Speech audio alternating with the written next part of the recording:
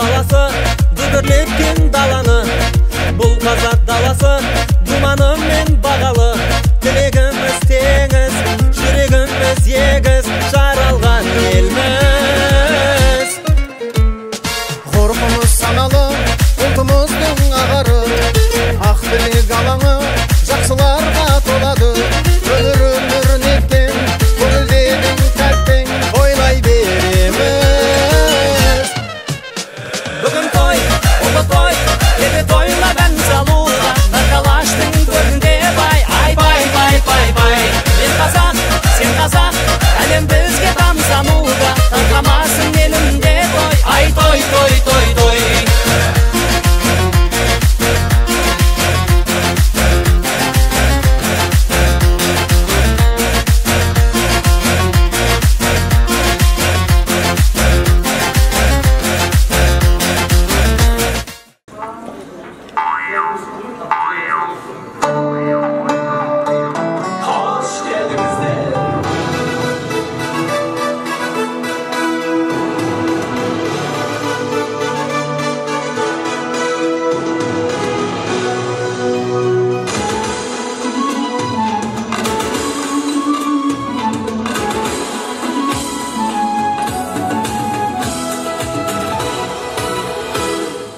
Арма, тойдың келген ақтидарлы ардақты ағайындар. Аса қамқор, ерекше мейірімді, әлемдердің Раббысы Алланың атымен тойларыңызды бастауға рұқсат етіңіздер. Той құтты болсын баршаңызға ағайын. Алла деп азанайтан баралапқа, бұл деді қой беріп туған аманатқа. Өміріңе өң беретін қақта қалам көңіліңді көндіреді қанағатқа. Абайдың, шәкәрімнің ізі қалған, қазақтың ұл қыздары саламат па. Амандас болайық баршаңызбен, жал біткендей болмасын жаманатқа. Ассалаумағалейкум, сәлем бердім, тойға келген осынау жамағатқа.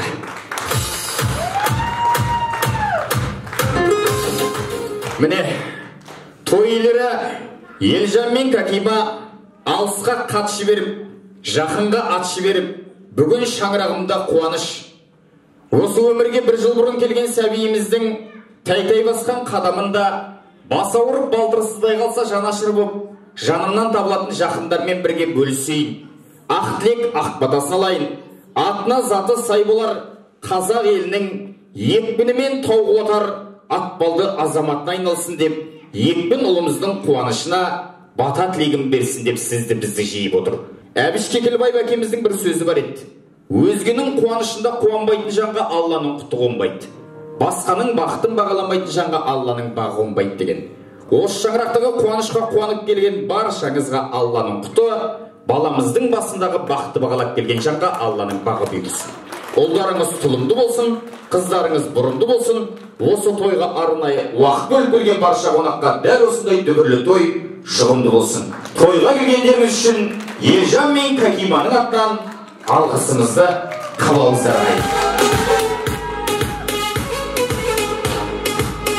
Тамаша.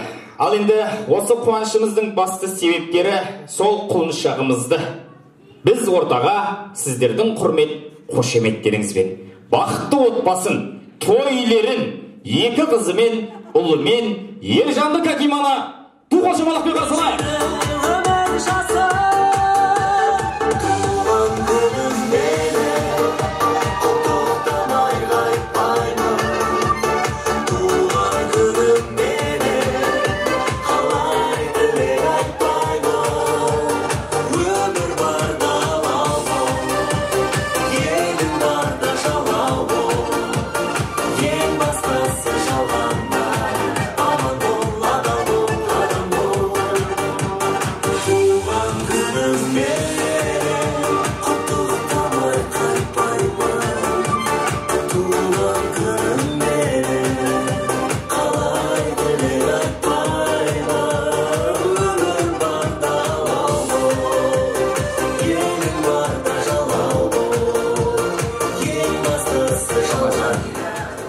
Міне, азбас аттар мінетін, тозбас тондар киетін, қаратасты қақжарып қарағайдай қапта көсетін, қара буралардың шудалары желкілдеп қара бұлттай көшетін, Қорғандары жау шыға алмайтын ақарлы шақарлы қыз болған, жігіттері таңдап жүріп күн астындағы күнекедей сұлу қызды алған. Сұңқардай саңқылдаған, желдей аңқылдаған, көңілдері таудан биік, даладан кең, тама елінде дүбірлі той деп қуанып келіп жатырмыз. Ал енді тойларының қуанышын бөлісіп, құтты болсын айтып, тағы да бір жақсылап қол соқпай-ақ шығайын.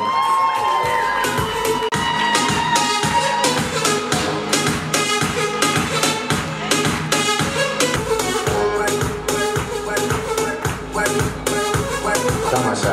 Ал енді сәл ғана сабыр сақтайық. Қазір реті келгенде жақсылап құттықтай жатармыз. Жаудың өзіне батас шаппайтын қалыппыз ғой. Алыстан арнайы ақтілек ақбатасын арнайын деп келіп отырған, сонау Қызылордадан ат терлетіп келіп отырған Дулат ағамыздың осы баламызға беретін ақтілек ақбатасы мен дүбірлі тойымыздың түндігін аштатып алайық. Одаға келіңіз, ақтілек ақбатаңызды беріңіз. Дуадаға қош келдіңіз. Той деп келген қадамыңыз құтты болсын. Әже қуанышыңыз құтты болсын. Келіңіз. Мынау Қызылқұмның халқы, Тауелбайдың елі, өнер десе ішкенасын жерге қоятын Сембай Пембетов әкемізді жақсы біледі ғой. Ал енді сол әкеміз бен анамыздан өмірге 4 қыз 2 ұл келген болса, Құдайға шүкір сол ұрпағы қазір 16 немере мен 3 шөбере мен көбейіп өсіп өніп жатыр. Әже, осы қуанышыңыз құтты болсын, ұзағынан болсын. Ал енді осы құтты болсын айтып келген ағайынға ақтілек ақбатаңыз болсын. Тойды бастап беріңіз Дулат аға.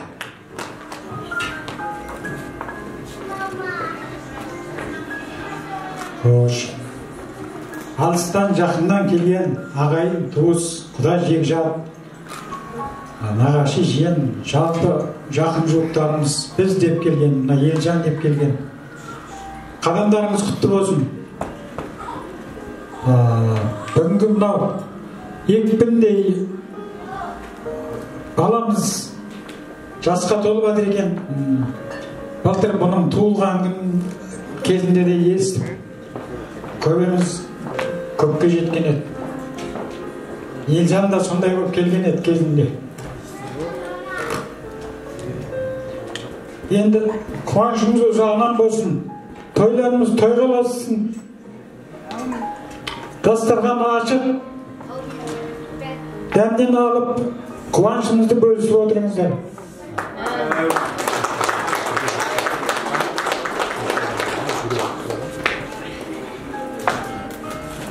Құрметті қонақтар, қуанышымызға жиналып отырған туған туыс, құда андалар, жора жолдас балдарымның бауырларым барлығына көп рахмет айтамын. Бүгін қуанышты күн. Менің екпінімнің туылған күні, және Жәнібек мен Жәнге көшімнің қуанышты күні. Бұдан 1 жыл бұрын сондай бір қиналып едік. Аллама мыңға кере шүкір, шүкір Аллама. Аллама рахмет айтамын. Осы екпінді тастап кеткен. Не айтайын, жастар бақытты болсын, екпінім өмір жасы ұзақ болсын. Және екпінім ата-анасының қуанышы болсын, барлық тойын тойлай берейік. Осы отырған барлықтарыңа да осындай той жұғысты болсын, осындай той құтты болсын, барлығыңа да осындай жақсылық қуаныш тілеймін. Құттым, шалдай естейік, шуағым келғанда. Жандарым әнеки, той құтты болсын тағдай. Амин. Үлкенге қол берсең де жарасады, үлкенге жол берсең де жарасады, үлкенге тон берсең де жарасады дейді. Мынау алғашқы тілектің жолын беріп, құттықтап қолды беріп, енді тойдан тоғықтай сый болсын деп, иығыңызға мынау тон ретінде бір шапан жапсақ бар еді Дулат аға. Қабыл алыңыз. Қолға бата жүрмейді дейді. Ал Дулат ағамызға Елжанның атынан шапан, ал анамызға Қызылқұмның азулы ақыны Қайыпназар Шотбасовтың мына бір жыр жолдарын арнасақ па деп тұрмыз. Қайыпназар Шотбасов ағамыз Дүние дүрмек деген кітабында мынандай бір керемет жыр жазыпты. Жанарынан нұр шуақ шашыраған, жақсылыққа жаны шын қашық адам. Ақ сүт беріп аялап асыраған асыл адам өзіңсің, асыл анам. Болмасын деп балаңды жасық адам. Өсіргенсің бауырыңа басып анам. Игіліктің барлығын сыйлағансың, иіледі алдың да басым әмән. Өзенде өмірдің асыраған, аяғыма білмей от басып алам. Мұңайғанда мұң шығатын сен болмасаң мойнына мен кімнің асыл алам? Жасы маған, орынсыз тасы маған, өте алмайды өзіңнен асып адам. Өмірдегі ерекше асыл адам, асыл анам, жасай бер ғасыраман деп тұр Елжан.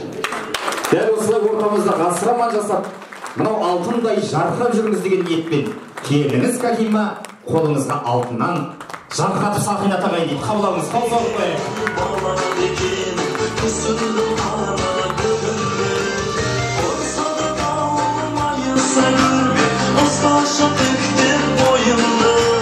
Anашым сенің көргім келеді, сөз жазса келген тойына. Ақ тілектерді қабыл ет алла, қабыл ет алла бойына. Анашым сенің көргім келеді, сөз жазса келген тойына. Тамаша, ал келіңіздер. Асқарда екеніміз алтын құрсағанамыз, орындарыңыз төрдейтін тұғырдан ешқашан төмен түспесі деген тілекпен ақ дастарханның басына шағырамыз. Бұл Елжанның ұйықтаса түсінде, ояу жүрсе әрдайым есінде жүретін қуанышты сәті. Төлегенше арман еткен күні. Бір тойымның болатыны сөзсіз менің, дәл қай күні екенін айта алмаймын. Бірақ ешкімді де сол тойымда билетпеймен қайтармаймын. Лондортаға тас салатын ұраны сондай, қайта алмайды қартыңда бірін салмай. 25-тің бәрінде сабылдыртам, кемпірлерге қыз күнін сағындыртам. Шабам деген жігітке ат беремін, жанам деген жүрекке от беремін. Мен әйтеуір бар жиған тергенімді бір тамаша той қылып өткеремін. Сол күні біздің үйді бетке алып қауым, ақ тілекті мен бүгін көпке арнадым.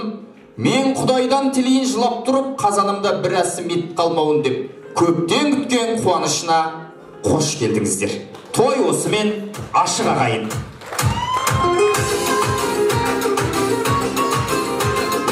Жылқы кісінескенше адам сұрасқанша дейді. Қолдан келгенше осы тойды жақсылап басқарып бер деп мені Теміртау шаһарынан алдырып отыр. Есімім Нұрхан, Сөкіттілік, Шыбынтай, Нұрмахамбетов Опабек ақсақалдың немересімін. Қолқұдықтағы Тұрақбаев Сүлеймен Тоқаның жиенімін. Мен бүгін жалғыз келген жоқпын. Қолдан келгенше құлақтарыңыздың құрышын қандырсын деп туған інім Мұқағалиды ерте келдім. Олай болса тойларыңызға Мұқағалидан ән шашу болсын. Қабыл алыңыздар.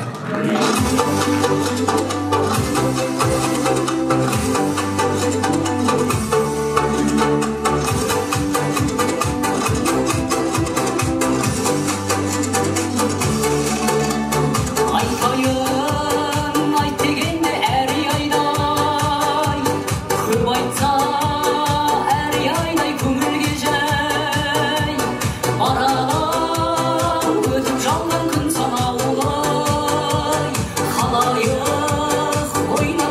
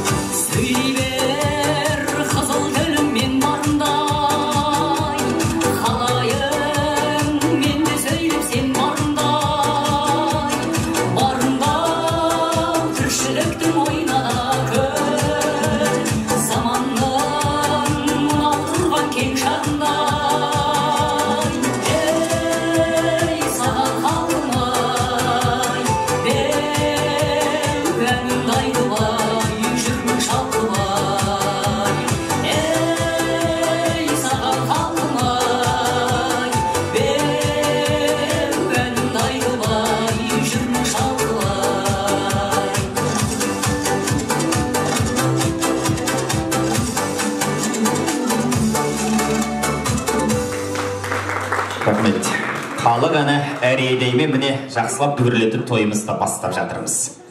Бүгін боз жорғаның беліне безендірілген ер салып тұяғын алтынмен тағалап, мынау астор дейтін тойхананың алдына кеп ат байламасақ та, тойларыне аттан кем емес, ақ тілек арқалап келген ағайын аз емес. Бүгін сол кісілердің айтатын ақ тілегінің баршасын Алла қабыл етсін деген жақсы ниетпен біз енді ақ тілектің алғашқы болып томағасын сыпыратын әкенің, ананың атын атайық. Мен ортаға, мынау біздің жақтың, мынау қыздың жақтың тойы деп бөліп жармай, Елжан мен Кәкиманы қанаты барға қақтырмай, тұмсығарға шоқтырмай, суыққа тоңдырмай, ыстыққа күйдірмей осы күнге жеткізген еркін анасын, Әділбек әкесімен Аманша анасын ортаға шақырып, ақ тілегін бір алып алсақ па деп тұрмыз. Келіңіздер ата-ана, қуаныштарыңыз құтты болсын деп, бір тағы да қол соғуға шараңыздар. Той құтты болсын, келіңіздер тойлерің.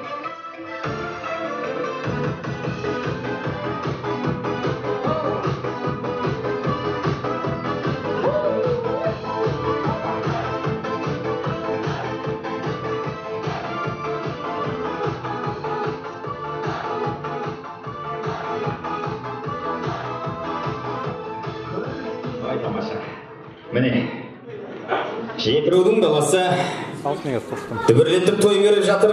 Қара тамырлар жиеннің бір жасы құтты болсын деп тілеулес болып келіп жатыр. Айттым ғой, мынау біздің жақ, мынау біздің жақтың тойы деп бөліп жарады емес, жиеннің нағашысының тойы деп емес, міне үшеуіңізді бірдей той иесі деп шақырып жатырмыз. Қуаныштарыңыз құтты болсын. Ал енді Құдай деген бес әріпке бір қарып жетпейтін қазақтың құрметті мейманы ол Құда ғой. Жол өзіңіздікі. Сізден бастайық. Ассалаумағалейкум, қалайық. Мынау бүгінгі болып жатқан той барлығыңызға да құтты болсын. Не деймін бұл? Балам Елжан, қызым Кәкима, не бүгін халықты шақырып, таныстарын, ағайын туыстарын шақырып, бір той беріп отыр екен. Той барлығыңызға жұғысты болсын. Дендеріңіз сау болсын. Әрдайым осылай жақсы ниеттерде, жақсылықтарда тойдан тойға жете беріңіздер. Тойларыңыз тойғыласа берсін. Барлығыңызға бақыт тілеймін. Мына баламның өмірі ұзақ болсын, дені сау болсын, ата-анасының, халқының, елінің үлкен азаматы болсын. Қазақстандағы мен деген азаматтардың бірі болсын. Халқына, еліне қызмет етсін. Халқының қалаулысы болсын, елінің елеулісі болсын. Дені сау болып, әрдайым бізді жақсылығымен, жағымдылығымен, жақсылығымен қуантып жүре берсін. Не дейміз? Дені сау болсын, әрдайым тойларыңыз той қыласын. Барлықтарыңызда үйлеріңізде той болсын, жақсылық деймін бәріңізге.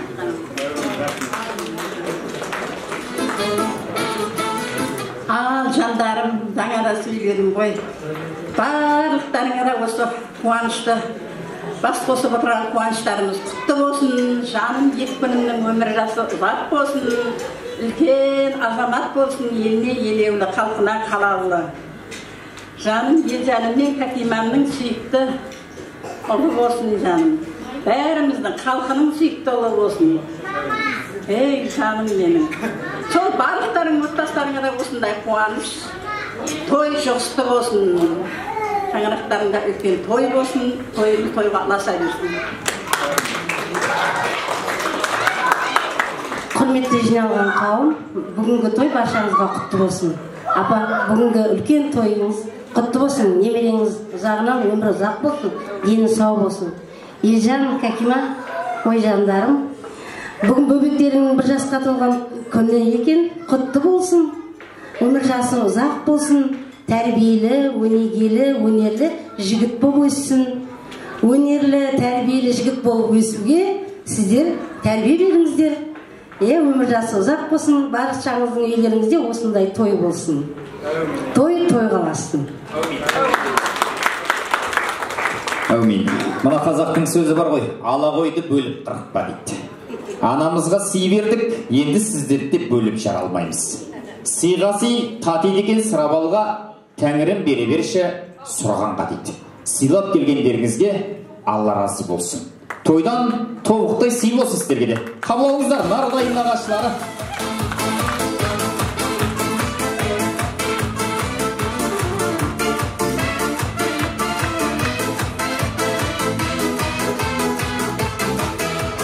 Көрсем де талай соғамды, көрсем де күлкім мың түрлі. Бұрын соң жаным мешілді, көрмекпін сенің күлкіңді. Ай, олай ұлтың жоқ керегі, күлгенің күшті себебі. Күлкіңе қара күлкіңі, отыра бергім келді. Ас иесімен, әулет киесімен, адам досымен, қазан асымен көріпті деп жатамыз. Ал енді әулеттің иелері, той иелері жақсылап міне ақтілек ақпадасымен баршаларыңызға қош келдіңіздер деген кіріспе сөзін айтты. Енді елге келетін қанға да, қараға да сыйлап тартатын той иелерінің сіздерге тартар сыбағасын алдырайық. Табақ-табақ сыйымызды тарту етеміз. Қабыл алыңыздар.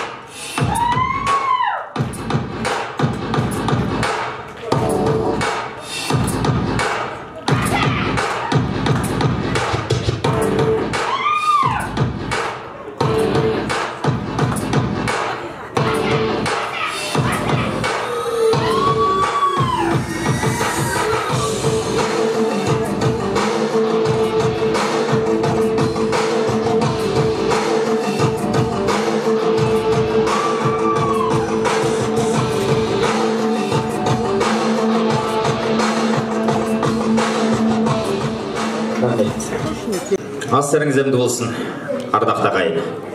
Ал енді құрғақ қасығы жыртар дейді қазақ. Но жақсылап іштеріне ел қондырсын деп ас кеп жатқанда ақ тілек беріп мазасын алмайық деп үзіліс беріп жатырмыз. Енді үзіліс деп мына тойды құрғатып алмайық.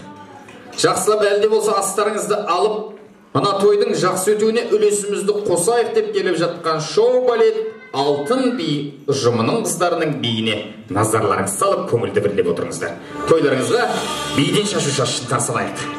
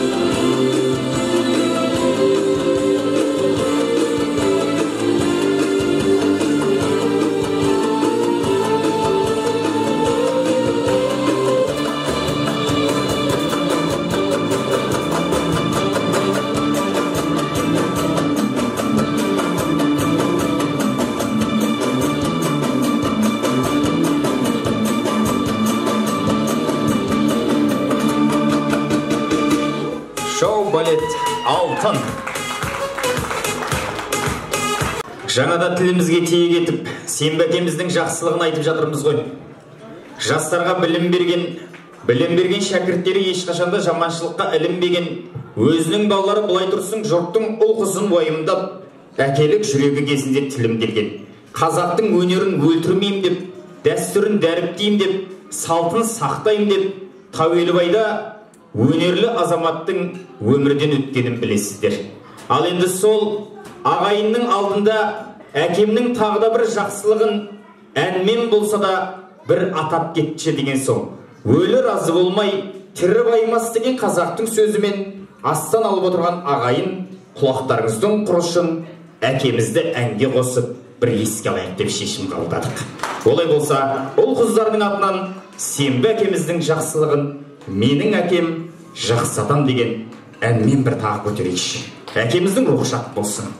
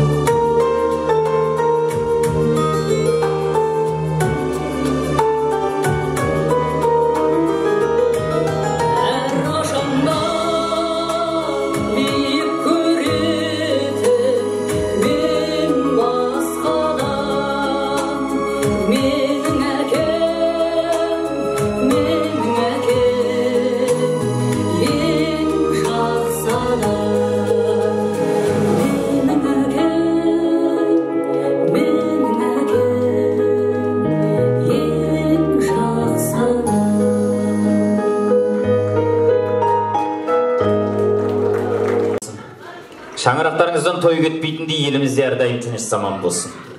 Балаң жақсы болса мақтанып марқаясың, балаң жаман болса уақыттан бұрын қартаясың дейді халық. Ал енді әкеміздің көрмеген қызығын анасыз көріңіз. Осы балаларыңыздың жақсылығымен тек мақтанып марқайыңыз, жамандығымен қартаймаңыз. Нұрлан Өнербаев ағамыздың бір тамаша әні бар еді ғой. анасы бар адамдар ешқашан қартаймайды деп шырқайтын. Сол әнді қазір біз өзгертіп шырқап жүрміз. Баласы жақсы адамдар ешқашан қартаймайды. Қартайтпасын сізді. Алладан соны тілеп жатырмыз. Ал, бар тапқаны үстелдің үстіне үйіп, ағайын, дос жаран, жақын жоқ аман болсын деп жаны шүберекке түйіп, ақ тілегін айтсын деп алыс жақыннан сізді бізді жиып, бізде міне той үйлерін сыйлап айрандай үйіп, бүгін осы зәулім сарайға бір адамның баласындай сыйып келіп отырмыз. Тойы құтты болсын деп тағы бір қол соғыңыздаршы. Мен ортаға Елжан мен Кәкиманы шақырайын. Қарсы алайық.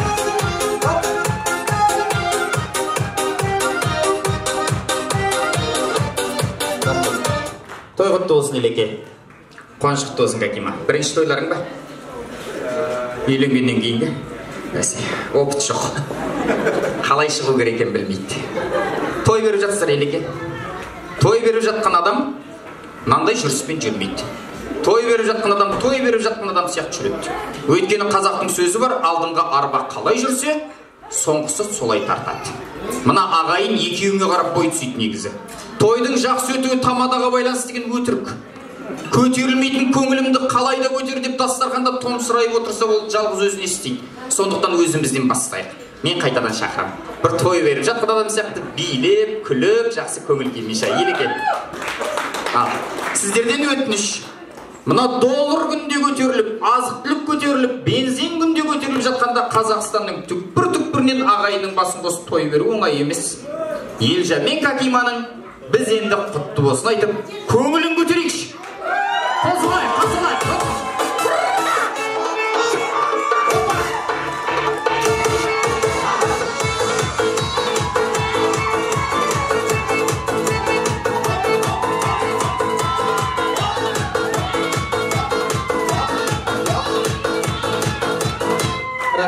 Тамаша, осылай жүріңіздер. Кәкима күліп жүр.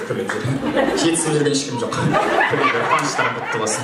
Ал Елеке танысайықшы. Бөтен ешкім келген жоқ қой бұл жерге. Барлығы таныс қой. Ал енді маған таныстырыңыз. Мына бірінші дастарханда отырған кісілер кімдер? Әулеттің үлкендері. Екінші дастархан? Құдаларымыз. Және нағашылары. Солай ма? Тамаша. Үшінші дастархан? Әріптестер. Коллектив, әріптестер. Төртінші дастархан? Достар. Бесінші дастархан?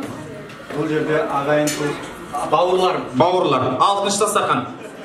Бауырлардың арасында менің нағашыларым да. Жақсы, нағашылар класстастар, жаңылыспасам. Достар. Командас, құрдас, достар, жолдастар. Тамаша. И келесі дастархан?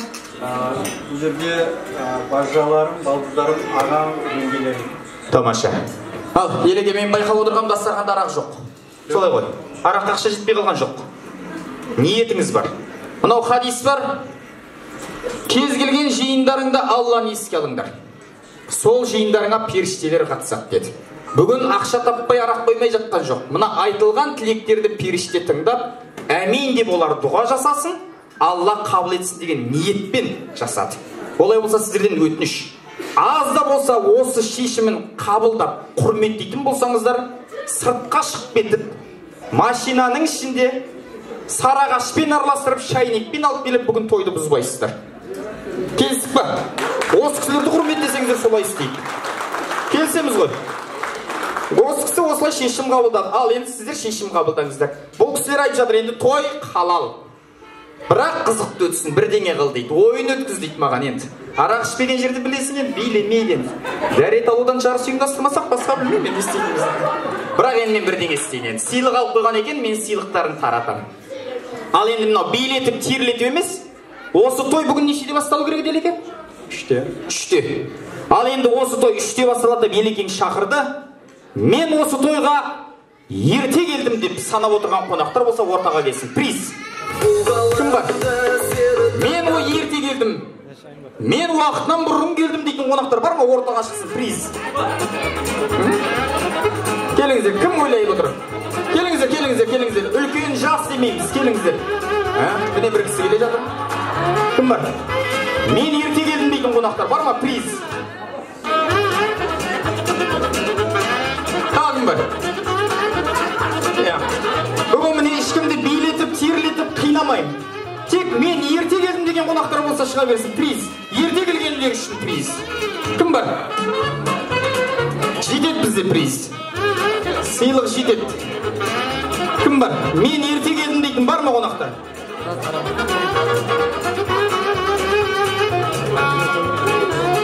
Бар ма? Бар ма? Келесі бар? Рейс жоқ па, болды ма? Тамаша. Есіміңіз кім аға? Ербол. Ербол. Кім боласыз егіз? Жолдасы боламын. Жолдасы. Нешеде келдіңіз? 2,5-да. 2,5-да. Қол соғып қояйық. Приз. Приз. Тамаша. Кетіп қалмаңыз. Есіміңіз? Сансызбай. Сансызбай аға, кім боласыз? Мен досы боламын. Нешеде келдіңіз? Сол бірге келдік қой бір. 2,5-да ма? Ау, онда екеуің бірге сөп тұрыңдар. Екеуің бірге сөп тұрыңдар. Как звать, брат? Иван. Поскольку пришли? Пришел без 15,3. Без 15,3? Они раньше пришли. Есіміңіз? Ләззат. Нешеде келдіңіз? 3-те. Қол соғып қояйық, болады. Апа, есіміңіз? Оразгүл апа, нешеде келдіңіз? 3,5-да. 3,5-да? Хорошо, что бесте келмеген. Қол соғып қояйық. Есіміңіз? Шолпа. Нешеде келдіңіз? Енді қазақпын ғой. 3,5-да келдім. 3,5-да келдім. Ерте деп тұрмын. Соны ерте деп тұр. Олай болса, 2,5 ғой ең ертесі. Келсеміз ғой. Және Степногорск емес, Астанадан келіпті. Қол соғып қояйық. Қалғандарыңызда приз жоқ. Кешіп қалдыңыздар. Егіңіз бөліп алыңыздар. Тамаша, 2,5-да келген міне. Осылай ерте келіңіздер, приз аласыздар. Келесі. Ал енді мен бере берем енді, елеге, ренжімеңіз. Осы тойда ата енесімен тұратын келіндер бар ма? Приз. Келіңіздер. Призіне, тойға шүкір, бар ондай келіндер. Атасы болмаса енесімен, енесі болмаса атасымен әйтеуір тұратын келіндер бар ма? Келе берсін, приз. Жүзім әкептәмін, мәзбіп балаша, жаның менен тәнім, сымбат бар ма? 2, 3. Тағы бар ма? Ата енесімен тұратын келіндер. 4. Рашид. 4 ақ? Басқа жоқ па? Тамаша, жақсы, танысайын. Есіміңіз? Фатима. Ата енемен тұрамыз. Қайнатасымен тұрады. Келін болғаныңызға неше жыл болды? 17. 17 жыл. Қол соғып қояйық. 17 жыл атасымен бірге. Құдайға шүкір. Ал, сізден сұрақ бірінші. Атаға қызмет қылып жүрміз ғой. Құдайға шүкір. Таңертең нешеде тұрып шай бересіз? Таңертең 8-де. Таңертең 8-де. Ұялмай дейші. Таңертең 8-де. Ал, есіміңіз? Қамар. Қамар. Неше жыл болды? 16 жылдан асты. 16 жылдан асты. Нешеде тұрып қызмет қыламыз? 5-те десем өтірік болатын шығар. Нешеде енді?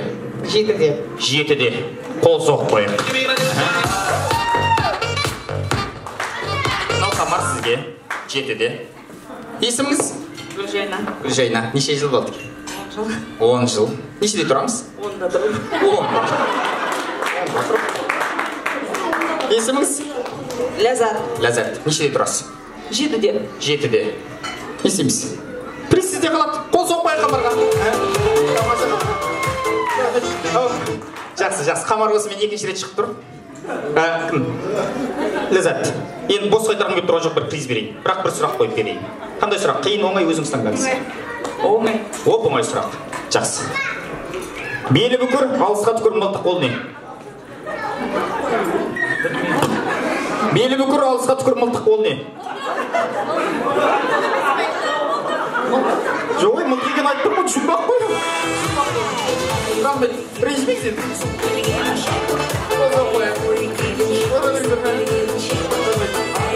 Рахмет. Онда емес, жетте тұрған залат емес сізде. Рахмет. Ал, енді осы тойда ата енесімен емес, күйеуімен тұратын, плотно түске дейін ұйықтайтын келіншектер бар ма? Айтпай қойсын, күйеулер айтып қойды қазір. Әзілдеп жатырмын. Ал, приз, ары қарап жалғастырамыз. 4 баладан артық бала тапқан аналар болса ортаға. Приз. 4 баласынан көп баласы бар аналар. Приз. Бар ма? Кімде бар? 4-ден артық кімде бар? Приз. О, кім бар тағы да? Кім бар тағы да? 4-ден артық кім бар? Приз.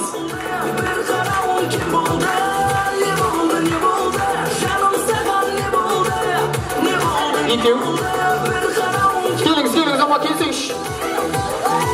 Келіңіз.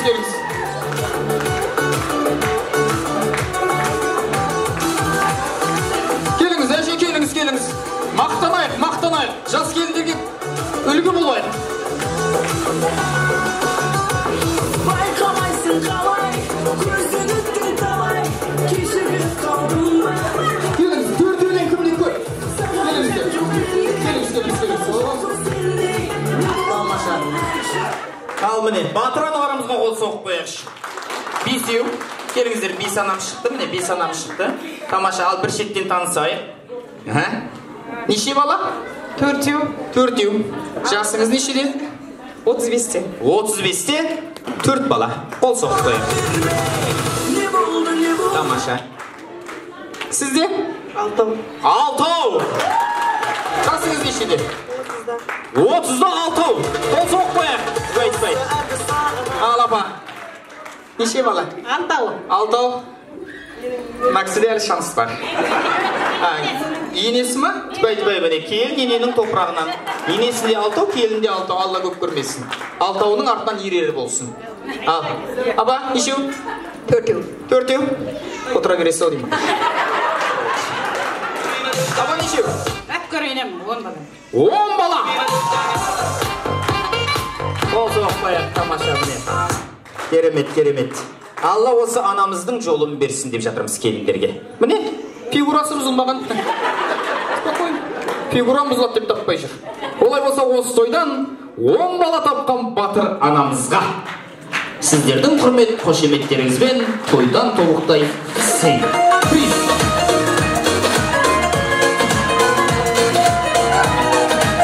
Рахмет. Сізге рахмет. Тамаша, қол соғып қояйық. Сыйлықтарын азайтып тарата берейін сіздерге. Бар ма тағы да? Бұрын ішіп қазір қойып кеткен еркектер. Приз. Бұрын ішіп қазір қойып кеткен еркектер бар ма? Приз. Амалсыздан отырсыз. Ондай жоқ па? Амал жоқтан отырсыздар марақтай мағасын. Бұрын ішіп қазір қойып кеткен еркектер бар ма? Приз. Бар ма? Аға, келсеңші, әже біреу бар ғой. Бар ма? Добрый, нағашысы. Қол соғып қояйық.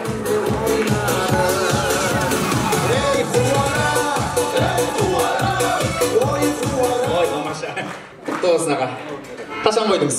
7 жыл болды. Қалай қойдыңыз? Әзіл. Қол соғып қояйық. Тамаша, ал сізге. Рахмет. Міне. Осылай алдарыңызда ас беріп жатқанда ақ тілек беріп мазаларыңыз алмайды деп кішігірім осылай әзілдесіп жатырмыз. Ал енді ішке ел қонған болса, мен ақтастақанын сіздерді жақсылап тұрып Өмірзақ Қожамұратов әкеміздің сөзіне жазылған Сембі Айтбенбетов әкеміздің әні. Қандай ән? Тандым әнім менің орындауымда. Қалғаңыздар ағайын. Той құтты болсын. Билесеңіздер болады.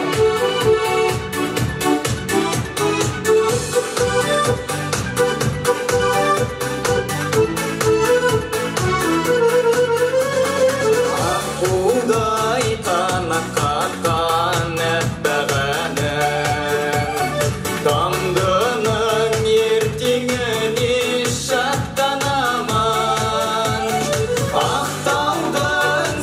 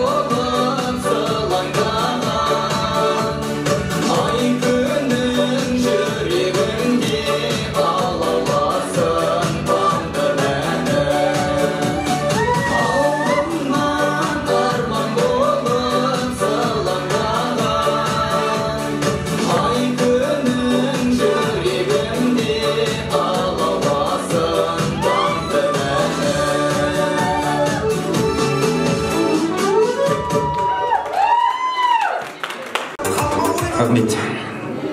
Күләш Ахметова апамыз бір өлеңінде мынандай шумағын жазды. Қазақты жамандама, қазақ бала. Қазақ деген бұл дүниеде азақ қана. Мәңгілік аясында жер үстінде қазақтың жанашыры қазақ қана деді. Мен жаңа Елжан шақырып әдейі сұрадым, бөтен ешкім жоқ па деп, жоқ деді. Демек басы ауырып балтыры сыздай қалса, жанашыр болып жанынан табылатын тек жақындарын шақырған екен.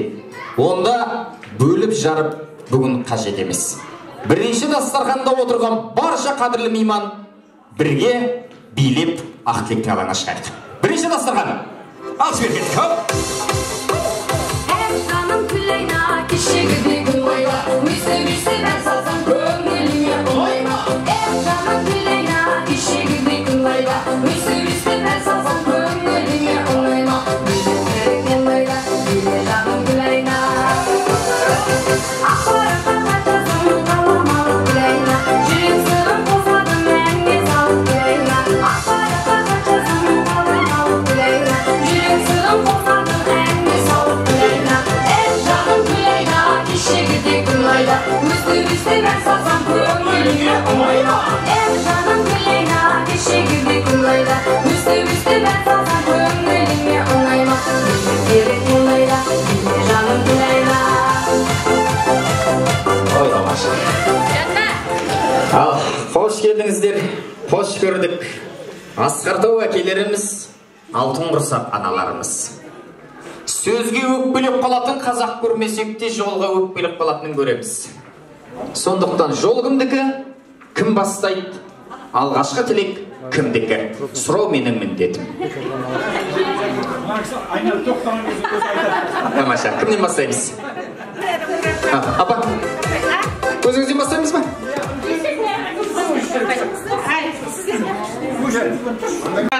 Құдағайлар, ағайын туыстар, жора жолдасы Елжантайымның қадамдарыңа нұр жаусын. Мына той құтты болсын, жұғысты болсын бәрімізге де. Мына інім айтып атыр ғой жаңен ағам, сен бағамды. Әнші, күйші, атақты деп. Соны бір мүйіне еске алса ағамды, бауырымды айналайын. Елтайым соның орнын басып атыр ғой, орнында бар оңалар деген.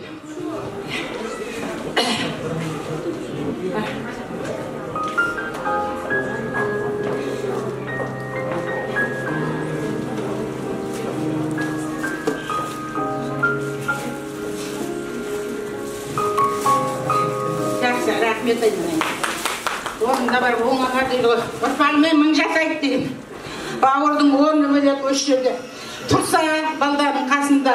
Құдайға шүкір жеңген мінекей. Қызды қияға, ұлды ұяға қондырып жатыр. Рахмет, қызметің Алладан қайтсын айналайын. Балдарыңды немере шөбере сүйіп атсын, рахмет, қызметің айналайын. Ағам орын жоқтатпай атсын, төркіндетіп атсын. Ризамыз бәріміз де сізге.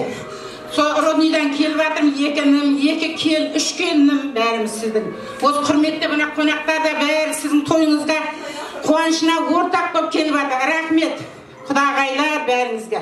Жора жолдасы жәлімнің. Тойын тойға жалғаса берсін. Қабысың жемісті болсын жәлім. Өмірің өркіндей берсін. Өнерің өрлей берсін. Балаңның өмір жасы ұзақ. Дені сау болсын, өзің халқына қалаулы, еліне елеулі кәдімгі өзіңдей азамат болсын.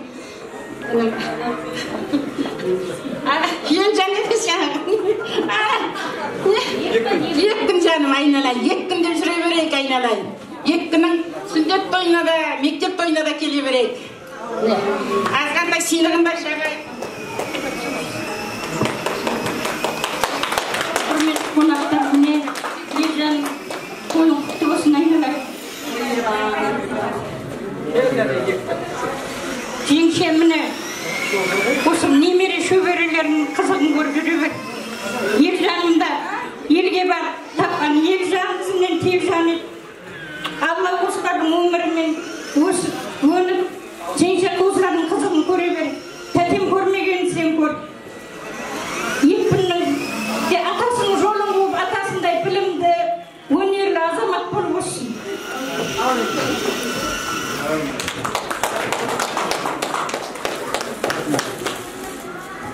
Жолдастар, бағана мен бір дастарханды ашып кеткенмін. Кешірерсіздер, қуаныштан келіп болсақ.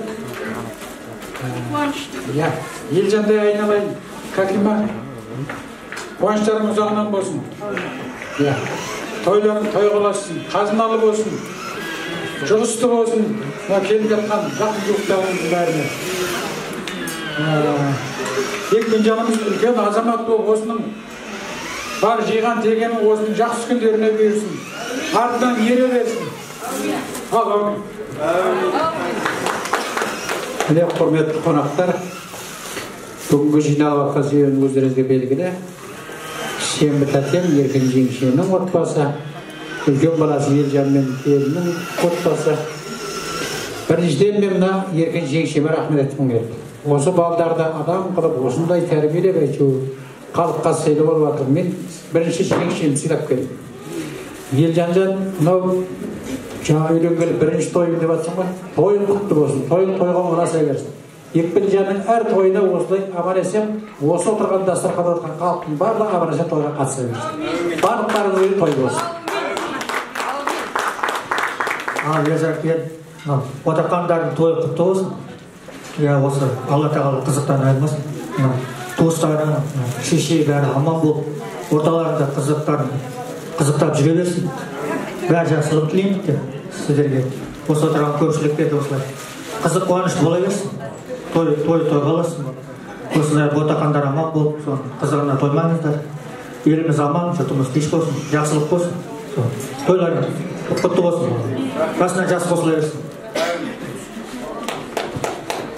Ал құрметті осында Елжанның, Кәкиманың тойына ортақ болып келіп жатқан ағайын, қадамдарыңыз құтты болсын, Алла разы болсын. Осы бір-екі жұмада әртүрлі ауа райы жағдайлар болып жатыр. Сол жерде мен өзі Елжанды ойлап, қалдымды уайымдап, әрқашан осы той жақсы өтсе екен, жол ашық болса екен, бірақ өзім сендім. Ойладым, Елжанның көңіліне Алла жан береді бүгінде. Мен терезеге қарасам, күн ашық бүгін. Көңілдеріңіз қандай болса, күнде сондай болып тұр ғой. Енді бәрі сол жақсылық деп ойлаймын. Мен бүгін өте қуаныштымын. Әрқашанда армандап жүргем осы Елжанның анасымен шіркін бір жүздесіп танысып қалсам екен деп. Бұл жігітті елдің азаматын, Елжан деген атына сай азаматты кім шіркін тәрбиелеген екен деп ойлайтынмын. Енді естуім бар, папасы сондай үлкен, беделді, сыйлы, еліне де, туысқанға да, жеріне де еңбегі сіңген адам екен естуім бар. О кісінің өлеңдерінде естуім бар. Енді о кісі отын үйіліп болып кетті, жатқан жер жарық болсын. Бірақ анасы кім екен деп ойлайтынмын. Бүгін сізді көріп, енді басымды емін. Осындай жақсы, қандай тамаша азаматты тәрбиелегесіз, қандай оның жанындағы туыстары енді туған сіздің балаларыңыз барлығы енді көрініп тұр ғой, қай жерден өнегелі, сондай білімді, тәрбиелі, иманды жерден шығып тұрған балалар екені көрініп тұр. Өмір жасыңыз анамыз ұзақ болсын. Балаларыңыздың қызығын көріңіз, сол балаларыңыздың шөберелері, немерелі болсын. Әрқашанда ортасында ауырмай, сырқамай, көңіліңіз ақ жарқын болып жүре беріңіз. Сізге ақ жүректен жалғыз менің ғана ол тілегім емес. Елжан қай жерде де қызмет істесе, сол жердегі адамдардың лебізі деп сізге жеткіземін. Көптен көп рахмет осындай азаматқа. Елжан десе біздің осы Степногорск қаласы тік тұрады десем, одан ұялмайым да, қорықпайым да. Ол рас. Білімі де, адамгершілік қасиеті бірінші. Өзінің сондай сүйкімді, сценический образымен біздің қаламыздың ең жақсы көретін мәдениет саласындағы ер азаматымыз деп айтсам, одан кем болмайым деп ойлаймын. Рахмет Елжан. Еңбегім біздің қалаға көп сіңіп жатыр. Белгілі, бұл азаматты өте біздің әкімшілік сыйлайды. Қай жерде де, қай салада жұмыс істеп кетсе, осы Елжан тек қана жақсы жағын естіп атасын. Соған мен өзім Елжанмен әріптес болғаныма, Елжанмен бірге қанша жыл қызметте бірге жүргеніме өте бақытты адамын деп санаймын. Неге десеңіз, бұл адамның сондай жанынан тәрбие, өнеге, не айтсаңыз енді үлкен тәрбие жұмысының білімді екені ылғи әрқашанда көрініп тұрып, соны өзінің білетін әр келе жатқан, болып жатқан қазіргі азаматтарға, азаматшаларға бергісі келіп тұратыны, ол бір үлкен қасиет. Енді үлкен тойларымыз бүгін. Бірінші деп айтпайын, бұл тойлар болып жатыр, алдында да кішкентайларым бар екен. Сол кішкентайлардың қызығын көр. Бәрі бақытты болсын. Екпініне атавасын, өмірі осылай мерекелі болсын, берекелі болсын, және де көпшіл болсын, елдің азаматы болсын. Жалғыз ғана Елжанның отбасының емес. Ел сыйлайтын, ертең үлкен Ақордадан көретін азамат болуына тілектеспін ақ жүректен. Тойларын тойға бассын. Елжанның жақсы көрем өзінде, інім ретінде сыйлаймын. Келінім қандай инабатты жақсы. Осы адамдармен танысқаныма осы қалада өте қуаныштымын, Аллаға разымын. Әрқашанда біздің осы қарым-қатынасымыз жалғасып, бір-бірімізге тілек болып жүре берейік. Рахмет сіздерге, тойларыңызға рахмет, бақытты болыңыздар. Ben size için dileklerden kaldım. Yazan da kime toylarım kutlu olsun. Ekbinin deni sağ, ömür jası uzak olsun. Arkadaşlar bu ekbinin toyuna gelip verip, toylarını toyga жалғаса берсін.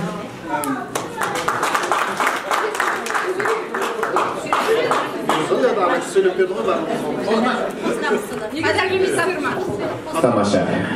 Алла жүрекпен сұрасаң да береді, Алла ауызбен сұрасаң да береді деген хадиске амал қылып, осы айтылған тілекке қалғанымыз жүрекпен қосылайды деп шешім қабылдамыз.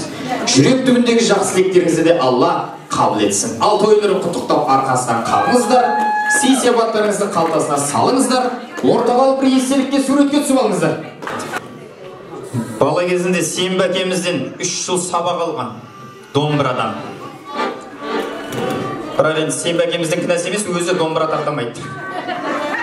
Ал енді бүгін сол еткен еңбегін халықтың алдында бір еленгенін көрсетейін деп, осы саз сырнайын арқалап келіп отыр. Іске сәт.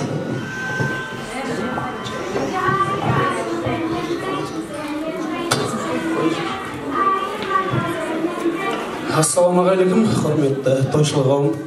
Болып жатқан той құтты болсын. Мамам, тойыңыз құтты болғай дейміз.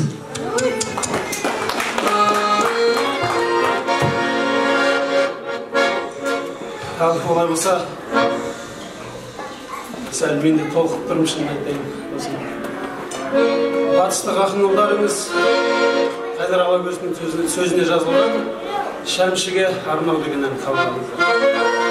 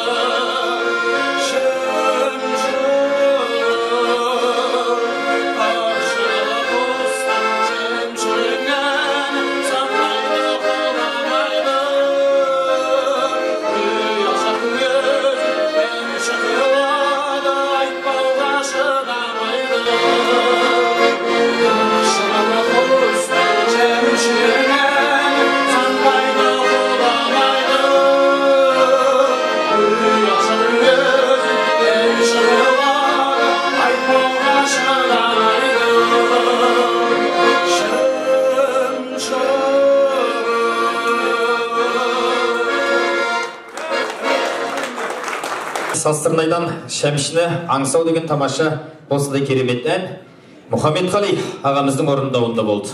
Ал енді Мұхағали балаларыңыздың орындауында қазақтың қара домбырасынан Қадыр Мырзалиннің сөзіне жазылған Қазақ осы деген тамаша ән тыңдаңыздар.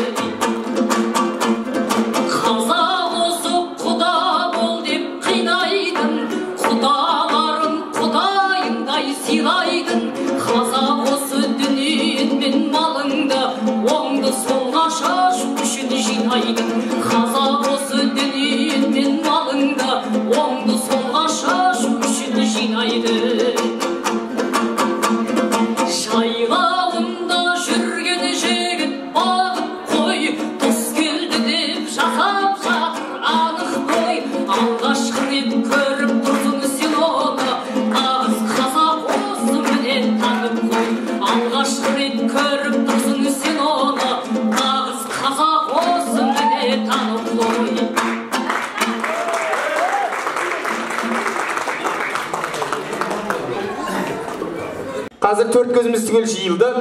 Енді той иелерінің сұрау бойынша мен сіздерге сый-сияпаттар атайын. Әнді тап деген бір ойын бастайық деп тұрмыз. Ойынның ерекшелігі, қағидасы, қазақтың әніндегі сөздерді орысша оқимыз, орыстың әндеріндегі сөзін қазақша оқимыз. Мына Ваня отыр, ренжіп қалмасын. Сондай бір ойын өткізейік деп жатырмыз. Тыңдаймыз, кім білет қолын көтереді, дұрыс болса той иелерінің атынан приз. Ал, мынау қай ән? Кім білет? Красный абрикос разливается. Стоп. Ең бірінші қол көтерген міне сіз қандай ән? Қызыл өрік. Тұп-тұрсы билет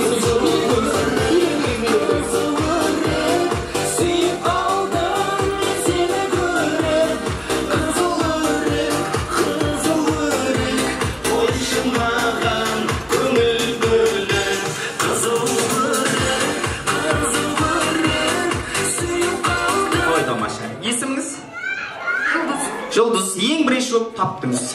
Соның үшін бізде акция жұлдыз. Не ұнайды өзің ал деген акция. Не ұнайды, пожалуйста, ала беріңіз. Бірістап қарап, үйде қандай жоқ, соны алсаңыз біреуін алыңыз. Біреуін алыңыз. Екеу керек болса айтыңыз, екеу ма? Ал, жетем, ұнай ма? Қол соқпыз.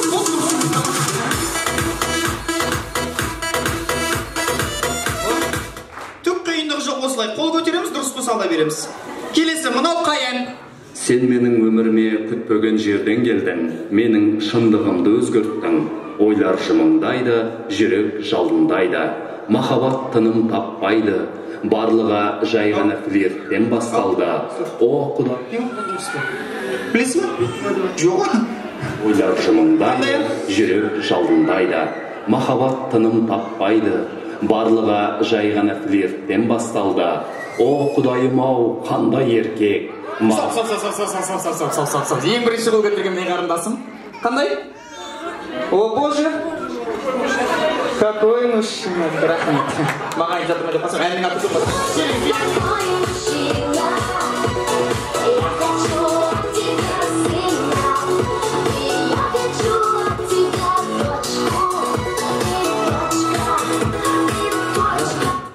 Қалай? Көңіл күйіңіз қалай?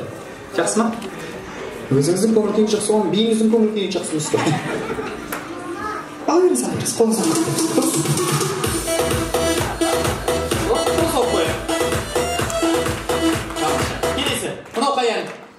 День моей молодой жизни, и рассвет был необычным.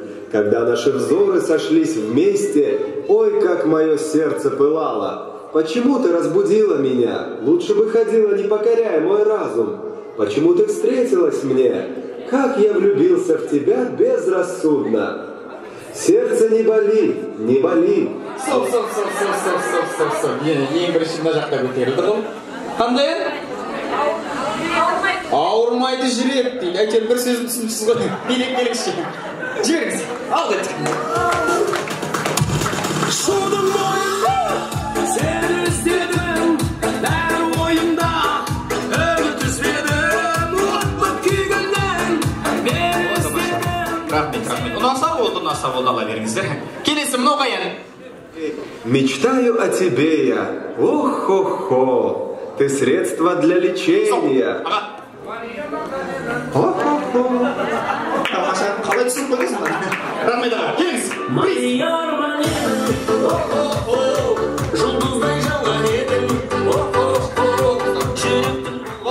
Тамаша, қол соғып қояйық. Келесі, мынау қаян? Жер иллюминаторда. Ау. Дұрыс.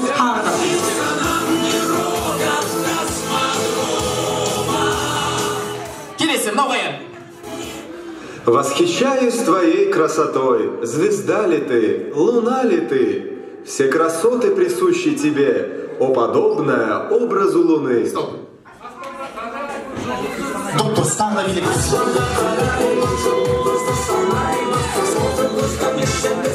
Рахмет. Ағамдылар ренжіп қалады қазір, бұлар ақылдасып болған екен деп. Сондықтан тағы бір сыйлық берем, бірақ бір сұрақ қойын. Қандай сұрақ? Қиын, оңай, өзіңіз таңдаңыз. Орташа, жақсы. Тамадада не болмайды?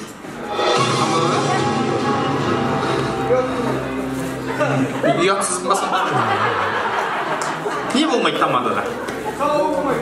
Қазір ойланып тұрмыз ғой. Тамада не жоқ? Сау болмайды. Бір түрлі адам көңіліне қарап айтса қазір. Тамадада не болмайды? Әрбі жоқ? Жоқ ой, тамада деген диплом болмайды. Бірақ жұмыс істей береді. Бірақ не диплом жоқ болса оқымайды. Тамаша, келесі мынау қаян? Әйтеуір жердің бір жерінде үнемі аяз тұрады, жердің тура осіне аюлар қасынып тұрады, жылдар ағып барады. Стоп, аға. Где-то на белом свете. Тамаша! Моя свечка! Где-то на белом свете, там, где всегда мороз, трутся спиной медведи. Рахмет, қалай түсіп қойғаныңыз аға? Қолыңызға қақпаймыз. Тамаша, ұнады ма? Қол соғып қояйық. Тамаша, міне осындай біздің сый-сияпатымыз әлі көп. Қазір енді тағы да бір тамаша ақ тілекке кезек берсек бе деп тұрмыз. Олай болса аттарын атап түрлерін түстемейміз. Екінші дастархандағы барша қадірлі меймандар. Билек-билек, келіңіздер, екінші дастархан.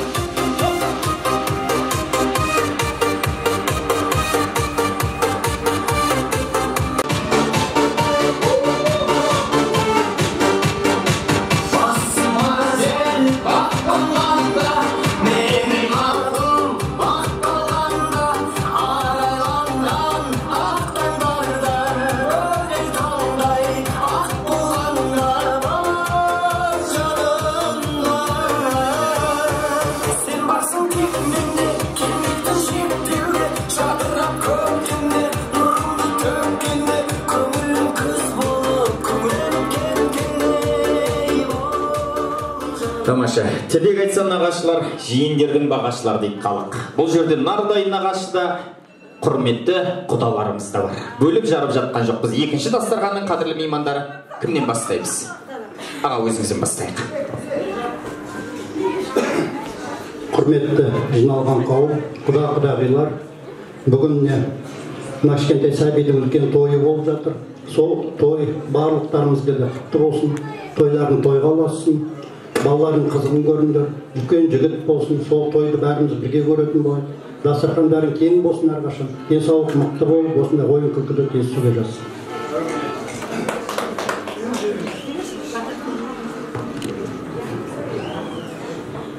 Құрметті Елжан, Құдабек, Қатима, мына тойларың құтты болсын.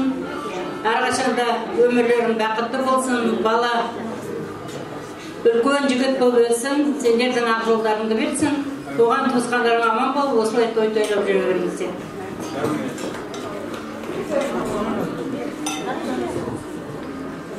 Құрметті қауым, бүгін міне жиналып отырсыздар. Елжан менен Қатиманың екпін баласының бір жасқа толып жатыр. Тойларың құтты болсын, айналайын. Денсаулығы мықты болсын, атасының композиторлық жолын болсын, өзінің асабалық жолын берсін, дендері сау болсын, үлкен азамат болсын, еліне елеулі, халқына қалаулы, үлкен азаматы болып өсе берсін. Барлығына той болсын, той жұғысты болсын. Құрметті қауымына бүгін тойға жиналып қалыппыз. Той қайырлы құтты болсын. Кішкентайдың өсіп үлкен жігіт болсын. Ол Қатима менен Елжанның тойлары құтты болып, кішкентай үлкен жігіт болып, той-тойға ұласа берсін. Ертең оқуға барған тойын, үйлену тойларын барлығын тойлай беріңіздер. Денсаулықтарыңыз зор болсын, кішкентайларың үлкен жігіт болсын.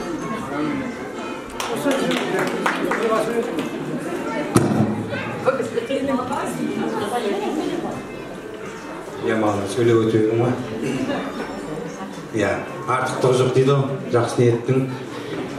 Барлығыңызға денсаулық тілеймін, тойларыңыз той қыласын, жастарыңыз бақытты болсын. Немереміз өсіп, өнсін, үлкен тойларында, бас қосып өстеп, амандықта. Төрт көзіміз түгел кездесіп, жақсылықпен жүре берейік. Екпін толған күнің құтты болсын, өмір жасың ұзақ болсын, денің сау, мықты жігіт бол. Қатима, Елжан, Құдағай тойыңыз құтты болсын, ұзағынан болсын. Екпіннің өмір жасы ұзақ болсын, жасына жас қосыла берсін. Әрқашан Қатима мен Елжанның үйіне тойға келейік. Жайылғанда қазақтың дастарханы, қазы қарта жал жая бастарытады. Саласаба сарқылмас ақ бауырсақ, ол жұтып пісірген жасмарханы. Той бергенде ағатал талқанына, ас қояды алдарыңа ақтарыла. Қазақ деген жарқылдап қуанады, қонағызды қонақ болып жатқанына. Біз өнерпаз не дейміз, жүздеріңнен көрем шаттық арайын, солай болсын әрбір күнің әр айың. Тойларыңыз құтты болсын, Еркін апа, тойларыңыз құтты болсын, Елжан, Қатима бауырым деген береді. Ал енді құрметті қонақтар, ән жүректен туады, кей көңілден туады, перзент тілекпен туады, осының барлығы өмірден туады демекші. Тілекпен туылған перзенттеріңіз, яғни немере жиендеріңіздің бүгін 1 жасқа толған үлкен торқалы той болып жатыр екен. Елжан, Қатима бауырым, туылған күндерің, балапандарың туылған күні құтты болсын, өмірі ұзақ болсын. Халықтың мен деген бетке ұстар азаматы болып өсе берсін дегіміз келеді. Содан кейін тілектің соңынан менің ән шашуым бар, сосын қабыл аларсыздар. Ал. Елжан, Қатима тойларың құтты болсын, өмір жасы ұзақ болсын, аражан тойдан ұяласа берсін. Бақыт тілеймін болар.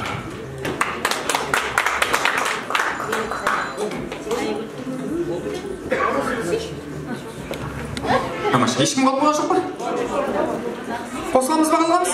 Тамаша, онда естелікке суретке түсуіңіз. Toйларыңыз тойға қалсын дегіміз келеді. Қазақтың әр үйінде осындай той бола берсін.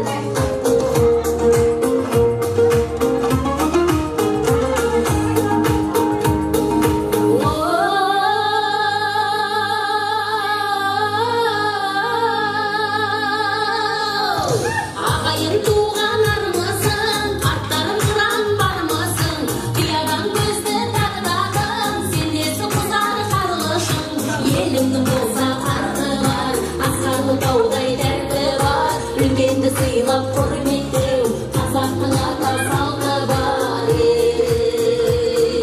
қазақтың ата салты бар.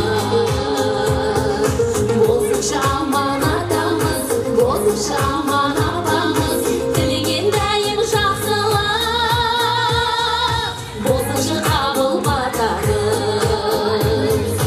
Ағмысың абзал ағалар, ағалар жарқын шағалар, сендердей асыл болмасаң, біздерді кімдер бағалар.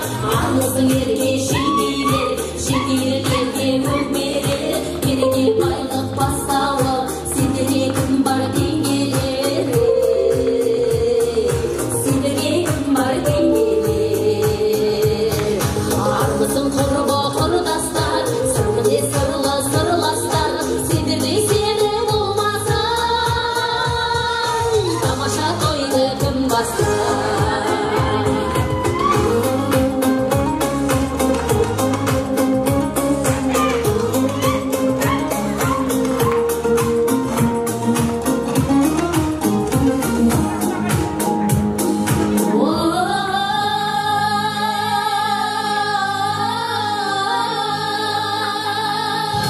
Армысың алтын інілер, ардақтар алдан жүгірер, інісі кімнің бар болса, етегі ерте түрілер.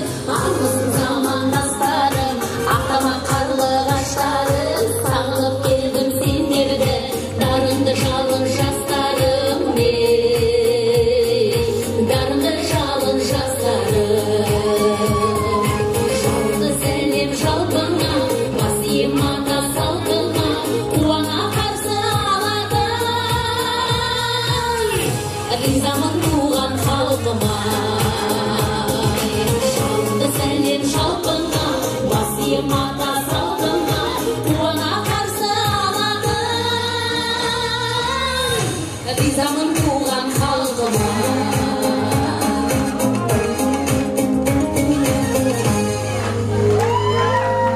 Рахмет. Мен айтам, осы боран болса да, 40 күн аяз болса да, Ержан бауырымның тойына келем деп шешкен едім. Тойымыз жақсы өтіп жатыр. Тамада сізге үлкен рахмет. Осындай халқыңның қалаулысы болып, бетке ұстар азаматы болып жүре бер. Рахмет, ризамыз. Тойларыңыз тойға болсын. Рахмет. Тамаша. Халқыма ризамын деп жатса, апа, біз сізге риза болып жатырмыз. Тамаша осындай әніңізге, тойға қосып жатқан сәніңізге біздер разы болдық. Үлкендеріміз қолға салып жатыр, жұп болсын дейді. Рұқсат па? Жұп болсын деген ағайымызда тағы бір қол соғып қояйықшы әне.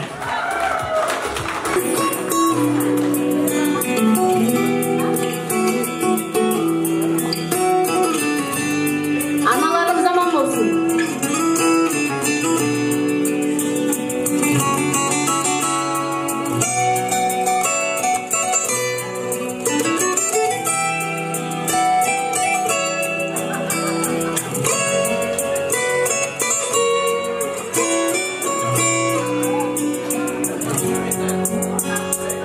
Күттің бе гүл қызыңды, алыстан нұр жүзіңді, танимын жаулығыңнан желбіреген. Құлыным сағындым деп, жүрісің ау жаның жерге, айналдым жүрегіңнен елжіреген. Бойдағы бағым берген, ақ сүтін нәрін берген, бақыттың бәрін берген, аяулана үлгі ғой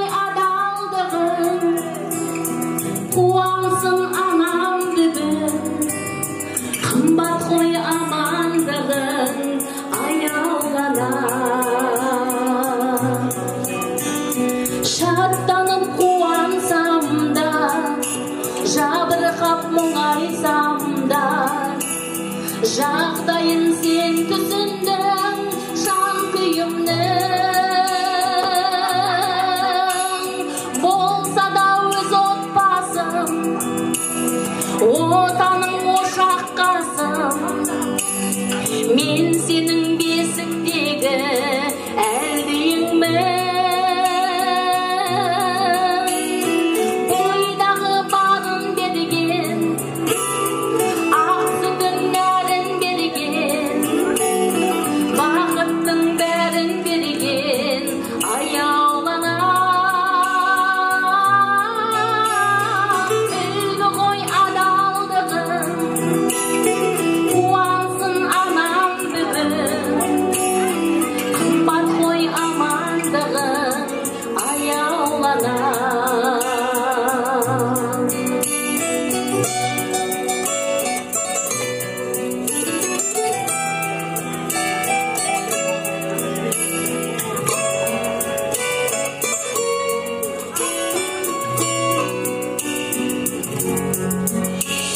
Бойдағы бағын берген, ақ сүтін нәрін берген, бақыттың бәрін берген аяулана. Үлгі ғой адалдығың, қуансын анам бүгін. Қымбат қой амандығың аяулана. Қымбат қой амандығың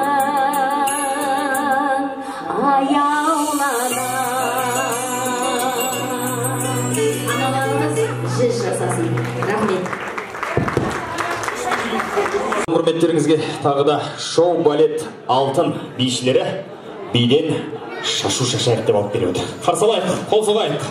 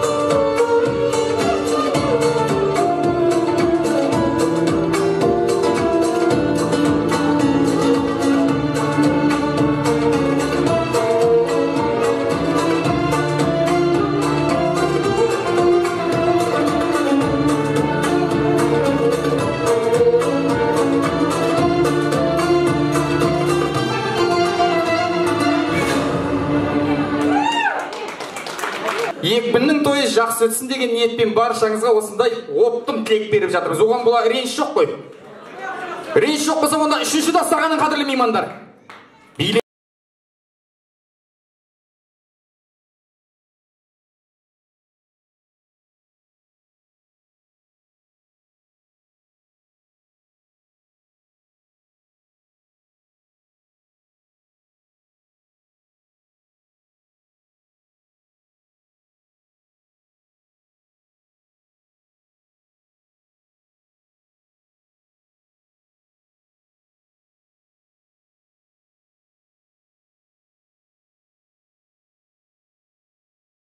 едіңіздер? Кімнен бастаймыз?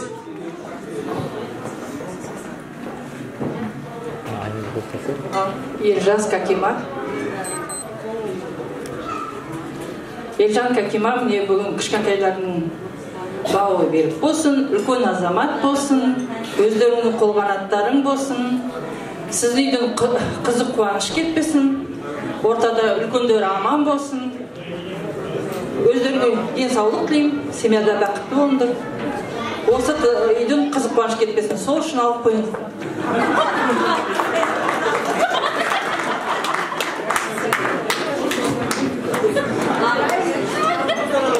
Какима, поздравляю с сыном. Желаю ему счастья, здоровья, удачи в жизни. И чтобы у него все получалось, как ему кажется. Мы тебя ждем.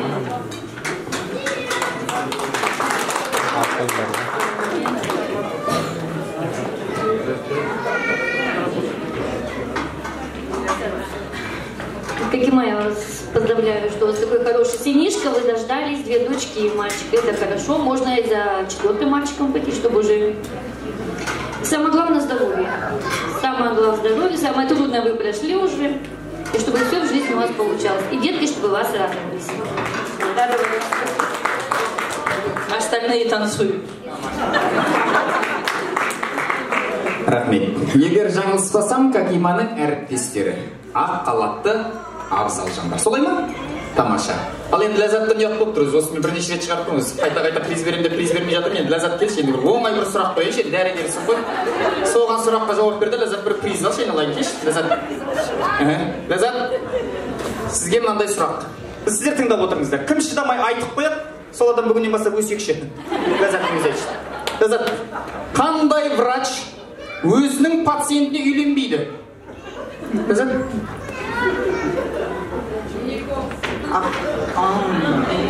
Ада ақылды врач. Жоқ, ветеринарный врач қой. Ләззат, приз берейші ма? Осы қояқ. Тамаша. Ал, коллектив, келіңіздер. Тойлардың ортаға бір естелікке суреттеп солайық, содан соң билейміз, келіңіздер. Ал, барша ағайын, келіңіздер. Би алаңына жиылайық. Достар! Кеттік. Алай.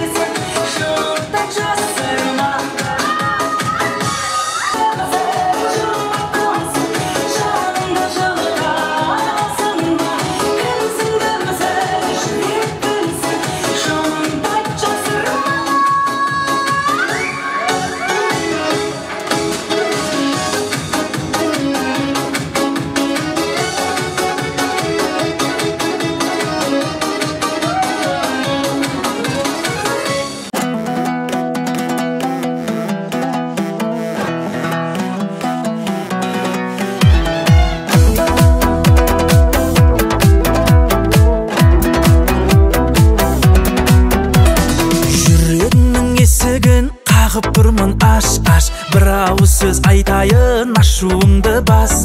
Жүрегіңнің есігін қағып тұрмын, аш. Бір ауыз сөз айтайын, ашуымды бас. Сағынып қалсын дейсің бе, зарығып қалсын дейсің бе, қамығып қалсын дейсің бе, жалығып қалсын дейсің бе, әлде менің жүрегімді ауырып қалсын дейсің бе. жүрегіңнің есігін қағып тұрмын аш бір ауыз сөз айтайын ашуыңды бас төгілмесін моншақ боп көздеріңнен жас артық көрем мен сені өзге гүлден рас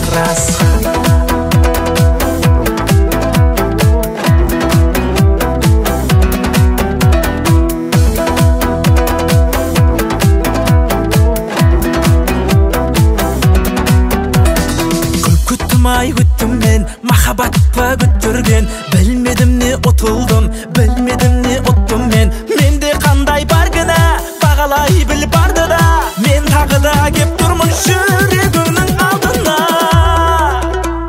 жүрегіңнің есігін қағып тұрмын аш бір ауыз сөз айтайын ашуымды бас жүрегіңнің есігін қағып тұрмын аш бір ауыз сөз айтайын ашуымды бас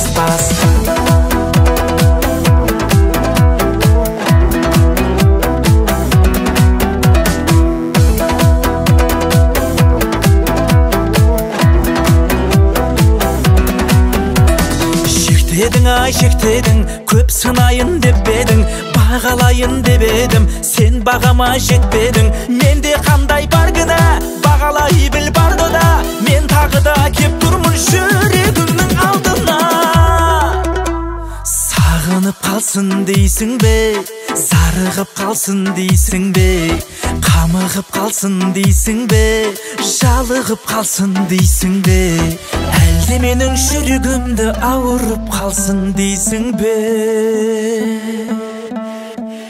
жүрегіңнің есігін қағып тұрмын аш бір ауыз сөз айтайын ашуыңды бас төгілмесін моншақ боп көздеріңнен жас артық көрем мен сені өзге гүлден рас жүрегіңнің есігін қағып тұрмын аш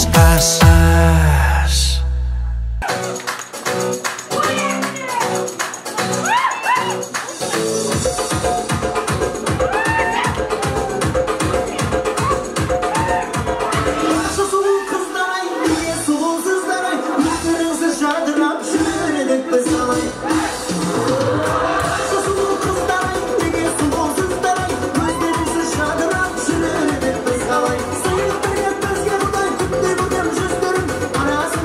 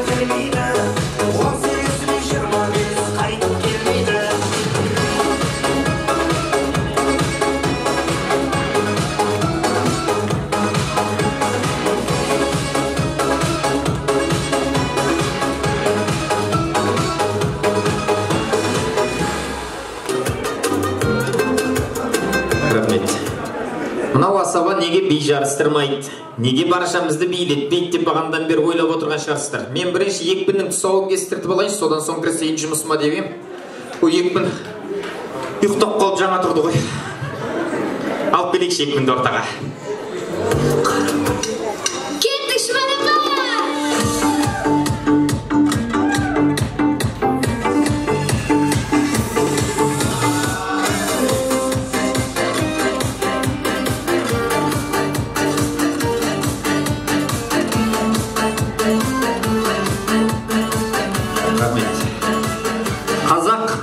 Баласының тұсауын кесетін кезде аяғын 3 түрлі нәрсемен байлайды. Біріншісі тоқ шекпен байлайды екен. Бар болсын, бай болсын, тоқ болсын деген ниетпен. Екіншісі көк шекпен байлайды екен. Көгерсін, көктесін, өссін, өнсін деген ниетпен. Үшінші ала жіппен байлайды. Біреудің ала жібін аттамайтын. Өмірдің ақ пен қара жолағынан тұратын мына өмірде ешқашан қалыс қадам баспасын. Ал енді адал болсын деген ниетпен біз осы үшінші ала жіпті таңдап, бісміллә деп аяғына байлап, қаз балам, қаз балам, қадам бассаң мәз болам, күрмеуіңді шешейін, тұсауыңды кесейін деп. Әдейі Қазақстандағы санаулы мынау жүйке жүйесіне операция жасайтын хирургтеріміз бар ғой. Соның бірі нейрохирург Ербол ағамызға осы баламыздың тұсауын кесуін ұсынып тұрмыз. Ерекеңе ұқсасын деген ниет біздікі. Ал ереке келіңіз.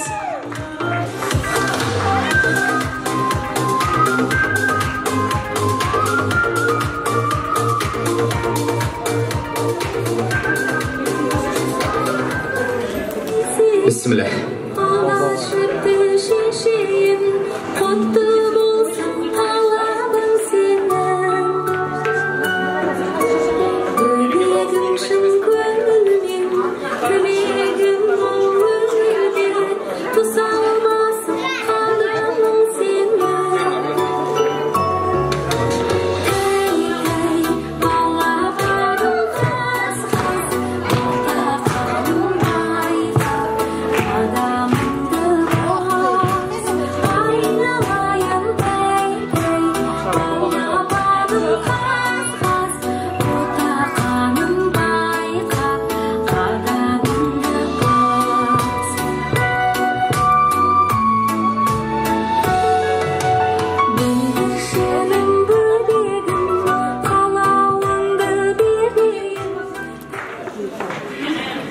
Ассалаумалейкумдар, туысқан тума ағайындар, құда жекжаттар. Мынау Елжан туылғанда әкем анам Қолқұдық ауылында Бәлтай жерінде ұлан асыр той берген деседі. Соның көзі Талғат ағам солдасы ғой. Міне бүгін Елжан ұлды болып ұлан асыр той беріп жатыр. Соның куәсі болып жатыр бәріміз. Үлкен азамат болсын, елдің ел сүйер, ел қалаулы жігіт болып өссін. Әке жолын қуып, үлкен белестерден көріне берсін. Онда көп сөйлемегендіктен толқып тұрмын, сөйлей береміз. Ал бауырым, үлкен азамат болып, өмірге басқан қадамың тек ағынан болсын, тек жақсы күндер болсын. Әмин. Ал енді Ербол ағамыз қадамын қайшыламайын, мен пышақпен бісміллә деп кесейін деп шешім қабылдады. Ал бісміллә, құтты болсын.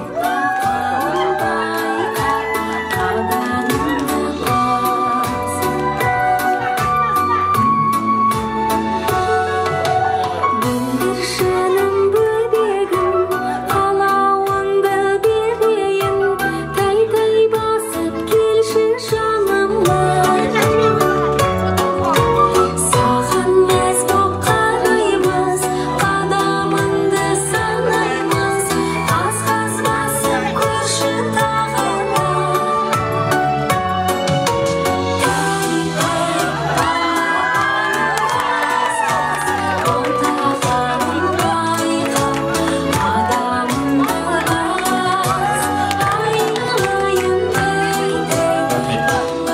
қарап жүретін жалғыз бер деп сұрайды.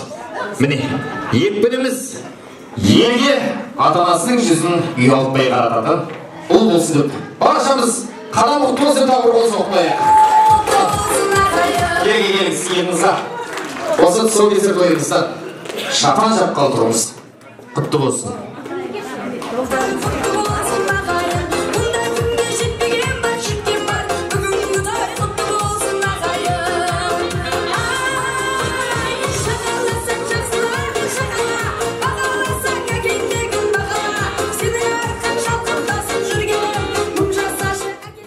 Мына жерде мазамызды алып жатқан ешкім жоқ.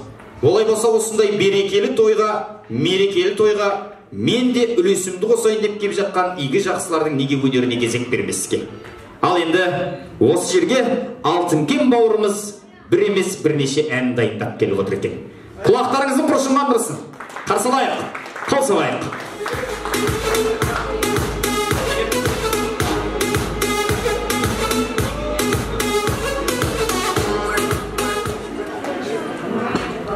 Той құтты болсын ағайын.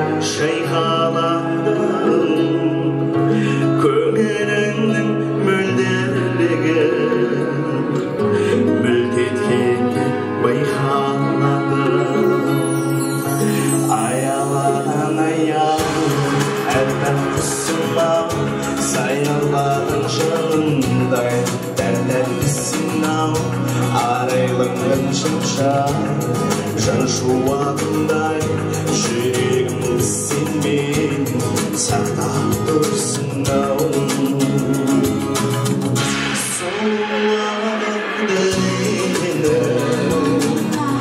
Сен бар кезде жарасады, сен бәріне биік едің, сен менікі аласады.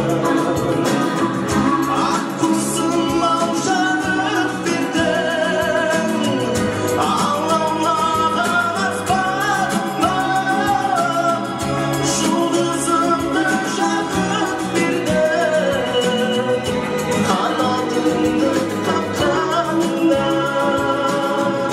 Аялаған аял, әппақ құсым-ау, саялаған жанымнан, тәп-тәттісің-ау, арайланған жап-жар, жан шуағындай жүрегімді сенмен сақтап тұрсың-ау.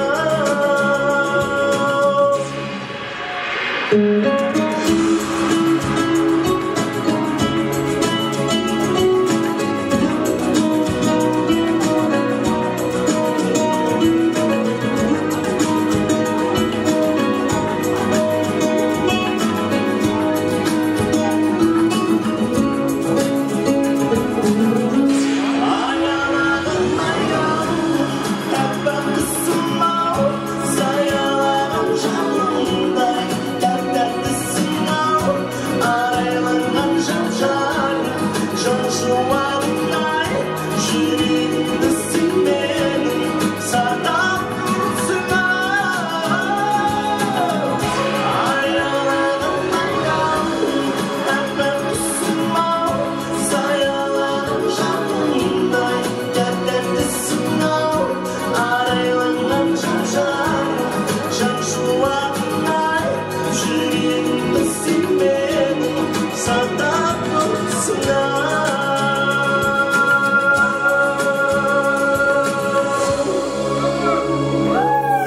Рахмет. Той